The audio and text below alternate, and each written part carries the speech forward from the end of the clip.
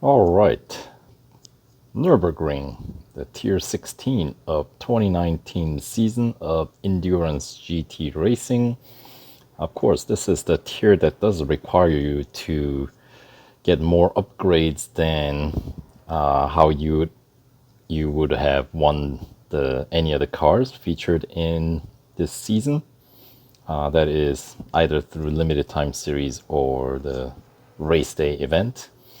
So the cup here to get past this point requires PR 90, and to complete the season, you need to bring it up to 90.8. So most of us, when we won, we got 3 upgrades across the board, since that's the cheapest way to meet the PR requirement, and that was like around 89, 88.9, and 89.1, somewhere in that range, depending on which car we were talking about. So if you want it that way, of course, you are able to collect out of 75 total gold available, you can claim 75. Well, technically, you can, I guess, get a little bit further than 83%, which I have completed here, since you can still do head-to-head at Nürburgring and speed record at Nürburgring. I guess all of it is on the at Nürburgring in Tier 16. So that would be equal to the total of 44 gold that you can claim with limited time series, or however you won the car, the bare minimum upgrades, right? Now, because they have offered us, or there's currently 30% upgrade discount going on the Porsche 911 RSR, I went ahead and fully upgraded that car. So obviously the others, my PR is not high enough to compete in this cup, except the Porsche. And there's also instant free service going on right now. So let's see if we can wrap up this season and collect the remaining 31 gold. So kind of recoup the cost that went into fully upgrading this beautiful Porsche.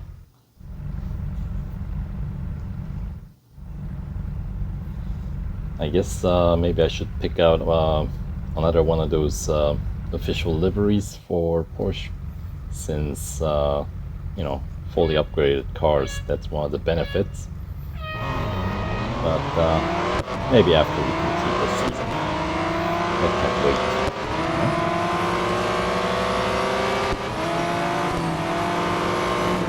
And of course, in the season overview video for the 2019 season, that video was of course done when we only had this car only. So the upgrade cost that I talked about in that video is still relevant. Of course, like in this case for this Porsche, because I got the upgrade discount, I was able to save essentially 30% of the upgrade cost.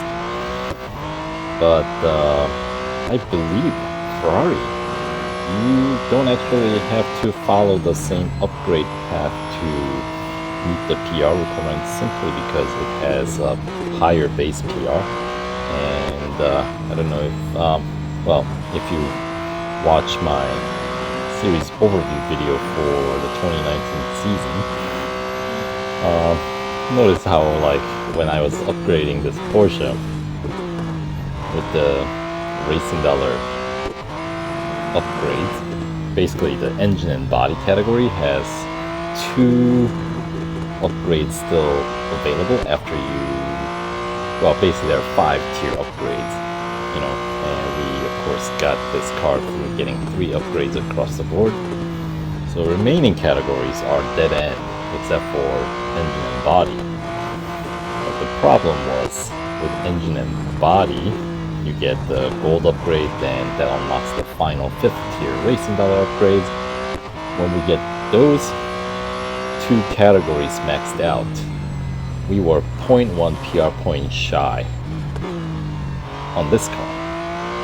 But of course, as we all know, Ferrari has that 0.1 higher PR. So that means if you get the same, basically max out engine and body and leave all the other categories at 3 upgrades, yeah, you will be able to complete the season because your PR is going to be high enough. 90.8, I believe, is what you need. So yeah, as it turns out, Ferrari, if you had to pick one car to complete the season, Ferrari is the cheapest option. Because even with the 30% upgrade discount, yeah, I don't think the saving is enough to. It's still, you still end up paying more because you have to get another gold upgrade, the final tier gold upgrade, which is just, you know, very expensive. So at least that's what I think. I'll have to look at the numbers once I'm done with this race and check. I'm pretty certain 30% discount on upgrading this car. But this car, or any other car except for Ferrari, you need 3 gold upgrades, versus Ferrari you need only 2 gold upgrades. So I think even with the discount, Ferrari is still cheaper. But of course, with the 30% discount, that's always a sign for me to, you know, max out on the upgrades for the particular car they're offering the upgrade discount on, because the, you know, that's what we save up for. Is the double duration and unlimited time trial. Those are nice features to have, especially running this car at Le Mans, the 24-hour circuit this week for the weekly time trial. It's nice to have that unlimited runs. The only thing you have to worry about is the servicing, but currently there's even free servicing, instant free servicing going on, so makes it you get into kind of a rhythm, you know what I mean, with the time trials, versus when you kind of have to take a break essentially to either watch ads or it kind of breaks off your rhythm and it's like starting over again, you know? So it gets a little bit tricky when you have to worry about that. Whether you, yeah, so fully upgraded car definitely comes in very handy. Because obviously if you are not improving your score, you cannot blame it on the equipment in that case, you know. Like that is like lack of upgrades. Alright, so final lap. Yeah, I just started off this tier with the cup first. Because, well, why not?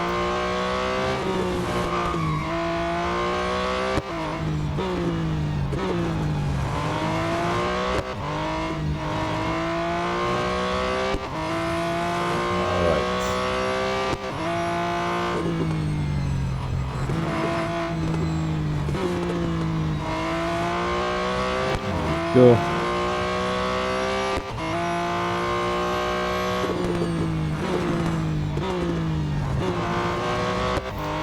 Yeah, and the spec-wise, I thought the Ferrari had lower grip in the group, but as it turns out, the Ford GT actually has lower grip than Ferrari, so I guess I just don't know how to handle Ferrari as well or something. But I was definitely skidding around more in Ferrari than I was in the Ford GT Le Mans. So. Alright. a pretty good size margin of victory, but that's alright. We'll wrap it up. There we go.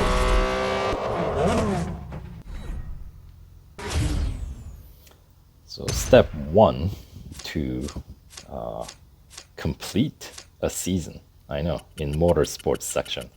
I think aside from those showcase seasons, I think this might be the very first one that I'm completing a full season. All right.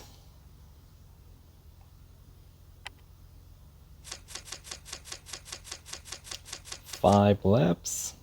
I still have like 5.5 service bars left when you have the car fully serviced.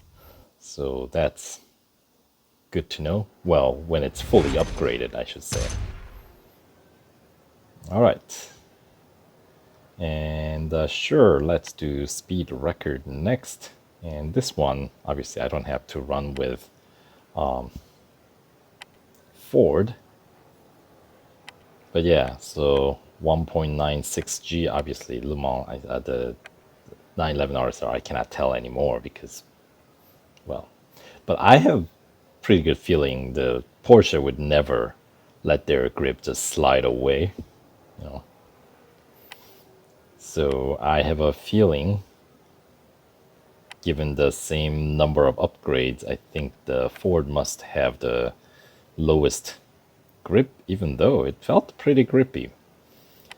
The best acceleration possibly, but the top speed definitely goes to the Ferrari. So yeah, maybe we'll take the Ferrari out for the speed record. 299.3. And we all know where to set that top speed.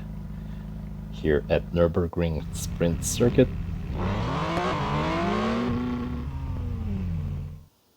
It's gonna be the long straight before the final chicane. So we need to hit basically 300 here.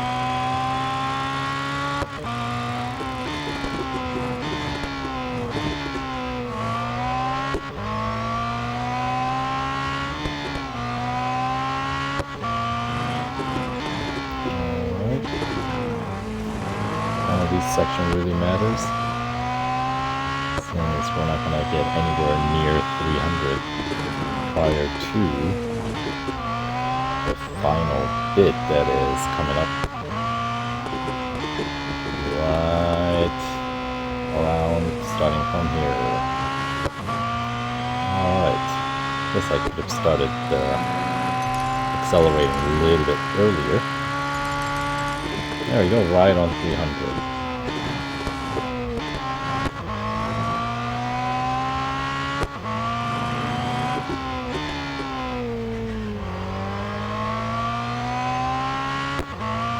And there we have it.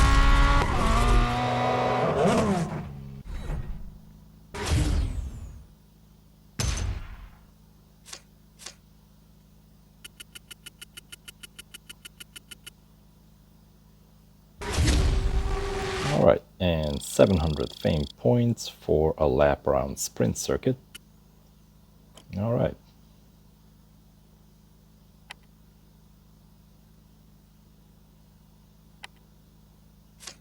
And takes out about 4 service bars. I'll put the car, get it serviced.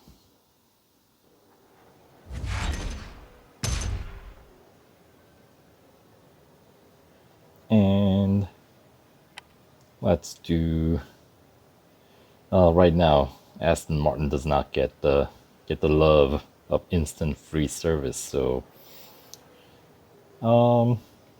sure, we'll do the Ford for head-to-head. Why not?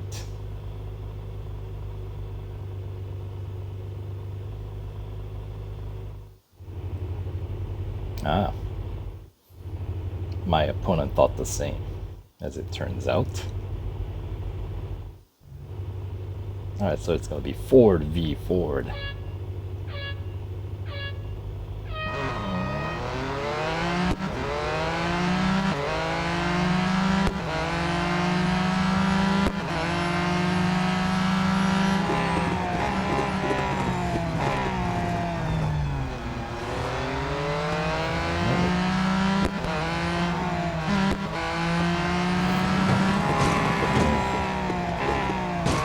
said low grip, but 1.96 was it?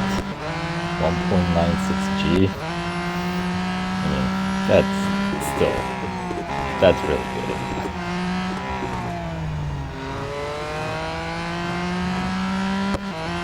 Alright, so after a little bit of bumping and grinding, we are up ahead. With wide open road ahead.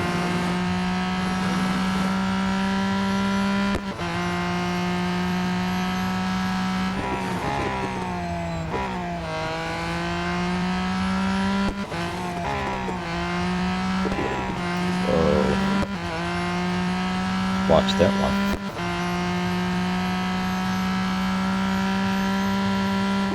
That trajectory was straight off track.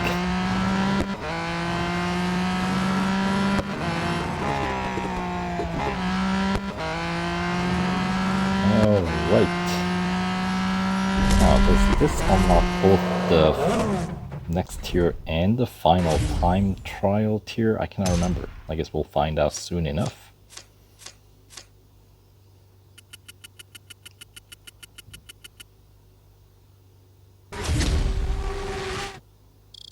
And that is worth 900 fame points.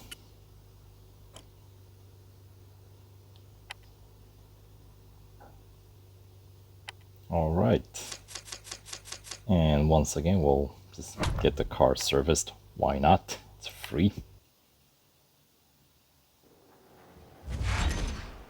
Alright, so that wraps up tier 16 Nürburgring.